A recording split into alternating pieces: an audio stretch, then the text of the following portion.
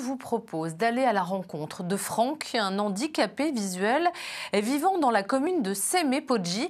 Alors malgré son handicap, il fabrique des chaises en bois et en corde de raffia tressée et il a décidé de dire non à la mendicité. Il est apte à aider d'autres handicapés et il sollicite de l'aide pour faire de son centre un lieu de formation professionnelle pour les handicapés. Reportage de nos correspondants locaux sur place.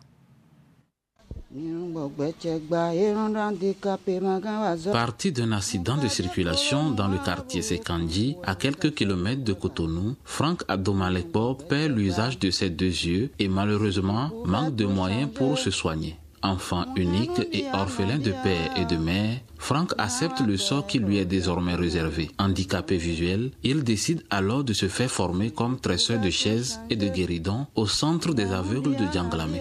Par un accident de circulation, je fais un choc au niveau de l'ébélier à Sekandji. C'est là que j'ai eu choc. J'ai fait traitement au Bethesda. Bethesda m'a traité. À cause de 112 500 francs, je perdu les deux yeux. Je suis allé voir les sœurs des catholiques de Djerekbi. La sœur me demande, bon, monsieur, tu veux faire quoi? Je leur dis que s'il y a un travail pour les aveugles aussi, on peut m'aider à prendre ça. C'est là la sœur m'a aidé vers le centre de Djanglamé, Siroé. L'entourage de Franck, satisfait du travail qu'il effectue à travers la production de ses œuvres pour subsister, il sollicite l'aide de tous pour que son entreprise prospère, pour surtout aider à former d'autres handicapés.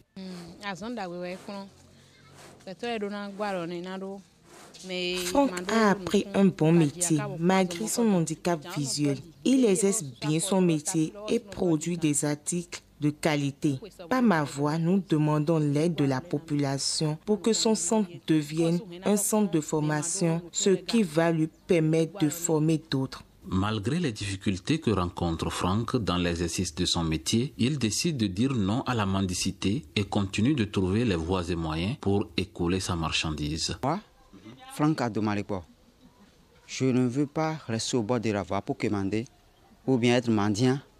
Non. Pourquoi j'ai choisi à faire quelque chose? Avec ce que je fais là, je n'arrive pas à vendre ça correctement. Parce que pourquoi? Je ne suis pas encore bien installé. Secondo, je ne suis pas au bord de la voie, comme voie pavée ou bien dans une boutique. Avant, si je tresse les chaises ou bien les guéridons ou bien des essuie-pieds ou bien fabrication des savons liquides, je prends ça passer par les églises. À leur montrer ça. Voici ce que je fais. Voici ce que je sais faire. Aidez-moi à acheter ça.